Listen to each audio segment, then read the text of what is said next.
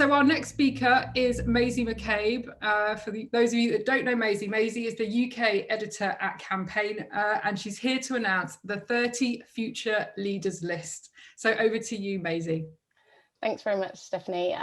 Wow, I mean, I don't know, I feel like I've been through quite a few emotions today, and this afternoon. That's just an amazing speech, Gina. But thank you to everybody for sharing their stories.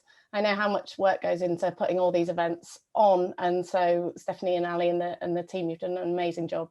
As Stephanie said, my name is Maisie Mccabe, and I'm the UK editor of Campaign, which is a role I was promoted to while on maternity leave in March last year. So when I started the position in October, I kind of thought I'd missed pandemic working, but obviously, unfortunately, that proved not to be the case. But I've been so impressed with the resilience of the industry and all the talented people who work in it. But that's not to say that it hasn't been incredibly hard and that certain groups haven't had it harder than others. As Ali mentioned earlier, Creative Equals data suggests that just 17% of creative directors are women, and just 0.25% of creative directors are Black women. The data that Campaign collected for our school reports showed that the proportion of women in senior management dropped last year. And there was virtually no change in Black, Asian and minority ethnic representation in senior management, which is already too low. But away from the discouraging stats, there have been some successes. Saatchi & Saatchi recently promoted the fantastic Frankie Gordon to ECD. We obviously heard from Laura Jordan Bambat and Nikki Bullard, who are stars continue to rise. And just today, the fabulous Chaka Sabani has been promoted to Global Chief Creative Officer at Leah Burnett. That these highlights are still few and far between. And that's why lists such as the Creative Equals Future Leaders are so important. So to this year's list of the 30 female non-binary and non-gender conforming creative leaders of the future. We have Camilla Gergel and Yeva Polina, who are a creative team at M&C Saatchi, who encapsulates the thoughts of many with their Let It Out ad for Iceland. I don't know if you remember, it's a screaming one. Jo Ascot was the first Black female creative director, and she has worked on brands such as Coca-Cola, P&G and Walmart. Creative Equals say they're on a campaign to get her a CCO role, and I look forward to us writing about it soon. Sarah Watson is Associate Creative Director at Dentsu McGarry Bowen, and she was behind the fantastic Body Proud Mums ad for Mothercare, and she's also campaigned to end the tampon tax. Sashini Umbaldinina is a Creative Director at Studio PI, which is a photography and illustration agency backed by News UK. Studio PI has had 90 commissions for brands such as Calvin Klein and Samsung. Melody Sylvester joined Engine as head of film in 2019 after an illustrious career at Mother and RSA and others. She leads a group of producers and editors working with brands including Sky, Warburton's and Eon. Sarah Ines is a creative director at Portus, where she works with brands including Liberty and Sainsbury's too. Rosina Khan is creative director at Design 72, which is her own digital design and brand content creation micro agency. She's worked with a range of partners from Channel 4 News to Muslim Aid. The copywriter Theta Dutch started her career in South Africa, where she worked on brands including Emirates, McDonald's and First National Bank. She's recently re-entered the industry after maternity break. Melissa Wong is a senior art director at Ogilvy and was described by the judges as having a clear talent and a genuine forceful good. At Ogilvy, she's worked on Philips and Boots. Ruby Norman Karan is an associate creative director at the And Partnership. Her work for Vimto delivered huge engagement and captured the notoriously cynical Gen Z target audience. In-housing is a huge issue for the industry at the moment, and it's great to have Angela Affinita, a creative director at Disney, on the list. A recent spot from her was around the festive season was based on her relationship with her Filipino grandmother. Amy Taylor and Louise Oran is a creative team at VCCP Kin, and they were behind the O2 Bubble Handshake, which used TikTok's newest technology at the time and got 6.8 million views in 16 hours. Daisy Bard and Orla Connor are a creative team at Grey London, and their work includes the really important Abusers Always Work From Home for the National Campaign for Domestic Violence. Emma Hopkins is a lead creative at Spotify, and she spoke really eloquently earlier on the issue of class. Her work includes a campaign that transported Spotify users on an audio journey around the globe, which was promoting 7 Worlds, One Planet, the BBC documentary series. Natalie Nair, content creative at Ogilvy, managed and creatively directed the campaign for Black Pound Day, an initiative established to support the Black economy. She also is a founder of Newcomer, which is a platform for native and diaspora African creatives.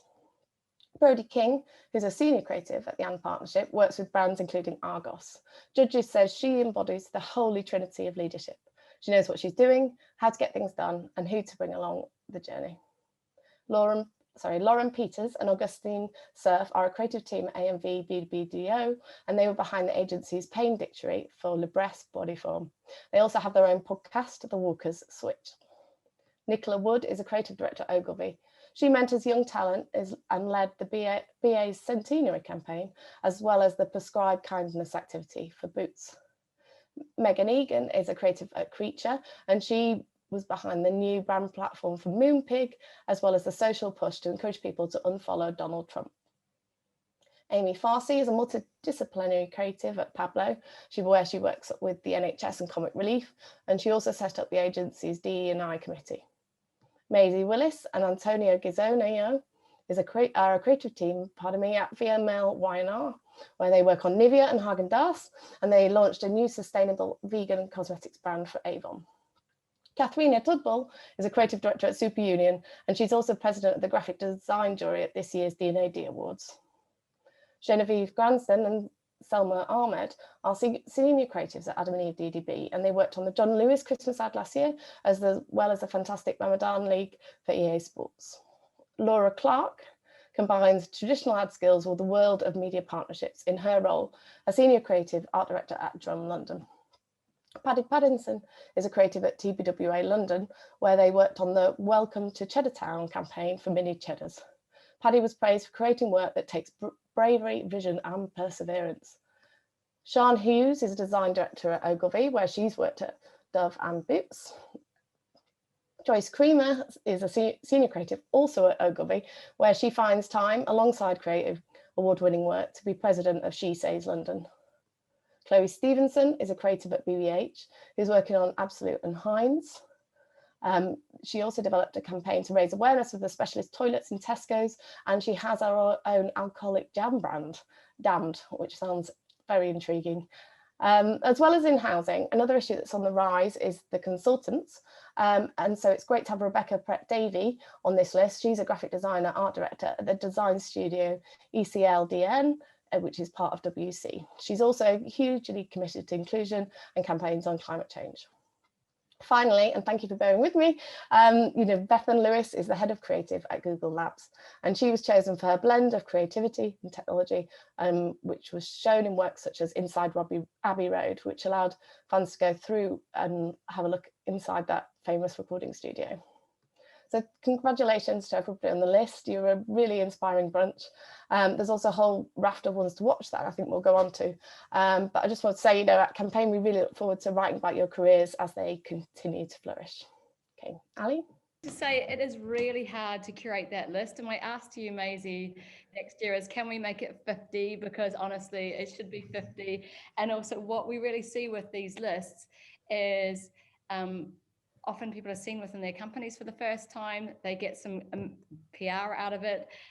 They get to be known within the industry. And the really exciting thing is a couple, people that we've picked a couple of years before are now stepping up to their leadership. For example, Carol Davids, she was on our list in 2019 as sort of like a fairly unknown creative director. She got to judge the Campaign Big Awards, and she's just this year got a job being group creative director at Vice Virtue. So it's just the power of this list is people get seen, they get PR, and they get pushed up the ladder, which is exactly what we want to happen.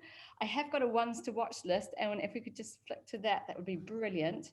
Kim French, just a massive shout out to you, head of marketing at Preen, and thank you for giving us the alternative version to the government's very sexist ad that was put out on Twitter earlier this year. Jem Higgins, who's a copywriter, and she's just one of the biggest champions of other women in the industry. She's brilliant. The super talented Tasman Lobley, a senior creative from Waste, really impressive book. Tash Rosehill, Has been on our Accelerate program. She's also runs a lot of the mental health stuff down at Media Monks. We was, again, super impressive. Savannah Sarana, she's a marketing and outreach manager at Imagination. Ren Graham, senior creative at Vice Virtue, really impressive. Lucy Baker Yates, freelance art director. Lauren Priest from Redwood BBDO, she's done an amazing Lost Time project. Jade D. Robles Rossdale, who's from Collective Films, again, really impressive book. Tajali Sheet, who has set up her own agency. She was one of our creative comebackers last year, gone on to do some brilliant things. Olivia Downing, TBWA Manchester, founder of Chicks and Ads. Emily Chen, who's also a co-founder of Ladies Wine and Design, brilliant design work. Robin Frost, she doesn't live in the UK, but we actually put her on the ones to watch list because she runs Untold Stories here, and when she comes back to the UK, she'll definitely be stepping up to a job if she comes back. Jael, I'm not going to be able to, I would love to know the pronunciation of this name, but I'm going to say Jael Umara Makalimi, founder of Newbie Art. Emily Gosson, creative from Ketchum, and Katie Carruthers. So again, next time, Maisie, we're going to make it 50. Is that okay? And I think I might need to stop and take a glass of water. We can announce a few during the course of the day, maybe. I know the subbing on that one would be, I know it's just a submitter's nightmare, these kind of lists, but just really wanted to say congratulations. And I just wanted to also say, and everybody who put yourselves forward, please put yourselves again next year, because we often see people come through next year and they've got, we keep the list year after year. So we'll note your book and see what's changed, what's developed, what's come through. So yeah, congratulations to all of you. And I guess that comes to the end, just slightly late, 20 minutes, but hey, it's been really lovely hanging out with you all today, and I just wish we could all hug each other and go off for a massive glass of something or other right now, and just really miss seeing you all in real life. So let's hope, and just for those who haven't come to one of our events before, normally they're held at the London Symphony Orchestra venue down in Shoreditch, and it's this massive church, and it kind of feels like this big sort of feminist church for the day, a massive inclusion church, I should say. So so hopefully we'll be able to be there next year.